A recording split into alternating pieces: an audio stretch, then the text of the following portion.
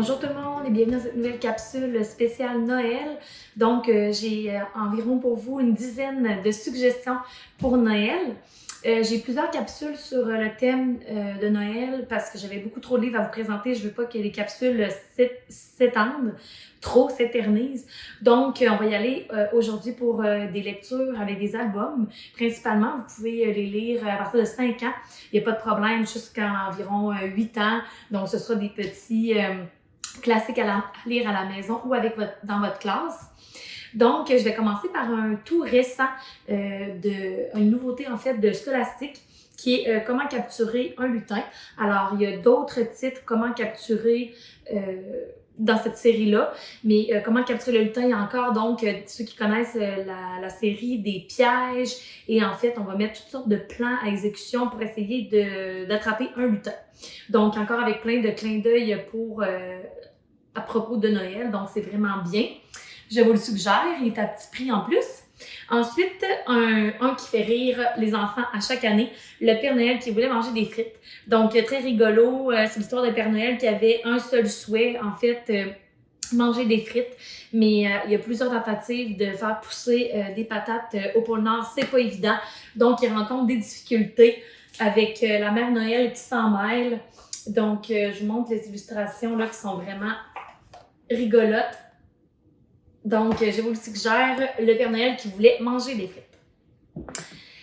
Ensuite, vous avez ici, dans le bois du coin joli, c'est une série. En fait, il y a plusieurs titres. Vous avez le Presque Noël qui est le titre pour les fêtes. Donc, c'est le petit ourson qui, en fait, aimerait vivre Noël, mais lui, il se prépare à hiberner, donc il va manquer Noël. Et finalement, ses amis vont lui faire une fête, en fait, de Noël. Et les amis vont réussir à lui faire la surprise. Et lorsqu'il va s'endormir, il va pouvoir penser à cette belle fête de Noël que ses amis lui ont préparée. Donc, c'est une histoire sur l'amitié et sur la magie de Noël. Et je continue avec 2 livres à vous procurer absolument de André Poulain. Je l'adore, cette femme, cette autrice qui est vraiment fantastique. En fait, pour l'avoir rencontrée en personne, elle est vraiment inspirante. Donc, Le Père Noël a peur des chiens, qui est en fait l'histoire du Père Noël qui a des mésaventures avec des chiens à plusieurs reprises dans sa tournée, mais arrive à une place où est-ce qu'il y a une petite fille qui a une grange où est-ce que la chienne donne naissance en fait à des petits chiots. Elle en a 12, donc elle décide de les appeler par les mois de l'année. Et le Père Noël va devoir surpasser sa crainte et la petite fille va l'aider avec des conseils, en fait, pour ne plus avoir peur des chiens, avec une finale tout à fait touchante. Donc, les illustrations aussi qui sont superbes, c'est du même illustrateur Jean Morin, les 2 titres d'André Poulain que je vous présente. Je vous présente donc aussi Le Père Noël ne sait pas dire non. Dans ma classe, c'est toujours un hit parce qu'il y a des flamants roses et vu que ma classe, ce sont le thème des flamants roses, les élèves adorent. Donc, le Père Noël, il n'est pas capable de dire non.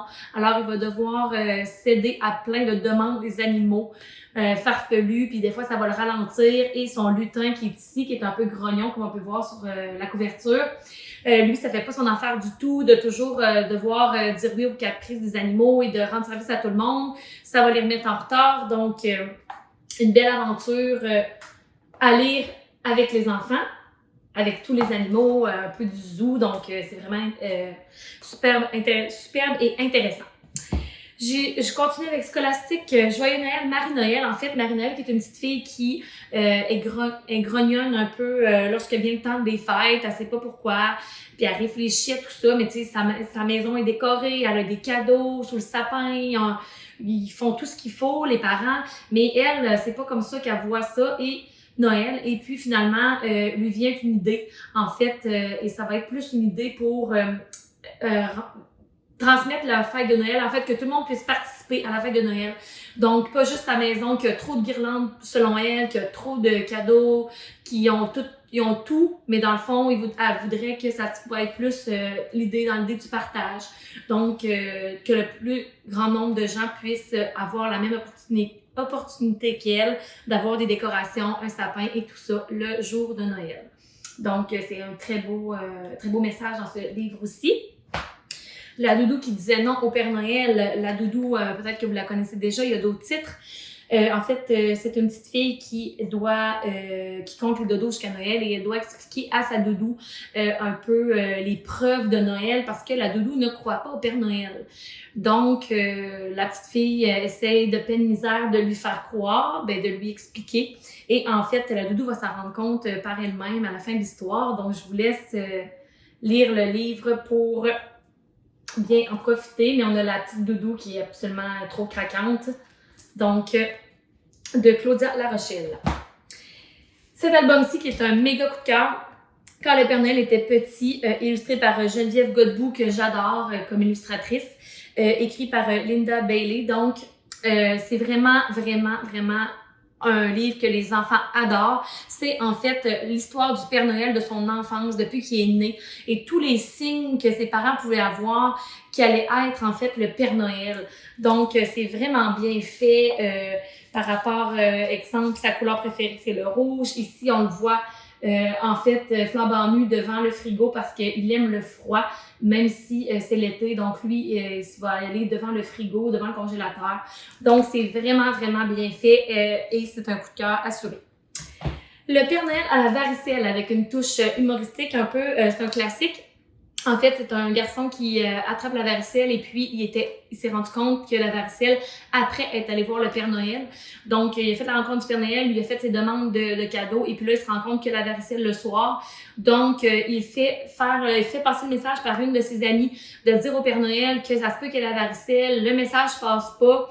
Donc, il arrive des péripéties, mais finalement, le Père Noël a vraiment la varicelle et le petit garçon, Joël, va devoir aider le Père Noël pour sa tournée et que tout rentre dans l'ordre. Donc, vraiment bien aussi. Carlos le lutin. Alors, Carlos, c'est un incontournable dans ma classe avec les élèves. Je garde celui-ci pour le lire à Noël. Donc, Carlos le lutin, c'est en fait Carlos qui se met encore les pieds dans les plats et qui fait une liste de Noël à plus finir, qui veut absolument plein de cadeaux, qui est égoïste en ce temps des fêtes et il va être puni. Donc, comme d'habitude, Carlos va y arriver une mésaventure et il va finir sûrement blessé, comme dans tous les autres titres. Donc, on a Marcel le Teckel et les illustrations habituelles qu'on adore. Et le tout dernier, oui, Maman Noël. Donc, on retrouve Michel, cet ours-là. J'ai une autre série en tête que c'est Marcel. On retrouve Michel, l'ours un peu grincheux, encore une fois, qui va être pris avec une erreur d'identité. Donc, on va le prendre, les animaux de la forêt vont le prendre pour le Père Noël. Donc, absolument hilarant. Encore de l'illustrateur, le même illustrateur que j'adore. Ces illustrations sont absolument des chefs-d'œuvre. Donc, nous retrouvons Michel, les souris, ses oies, ses enfants. Donc, si vous avez les autres mamans ours, vous devez vous procurer celui-ci. Donc, j'espère que ça fait le tour. J'espère que ça vous a donné des petites idées pour des lectures du calendrier de l'Avent dans votre classe avec vos enfants. Et je vous retrouve pour d'autres capsules de Noël parce qu'il reste beaucoup de livres à vous présenter. Merci, à la prochaine!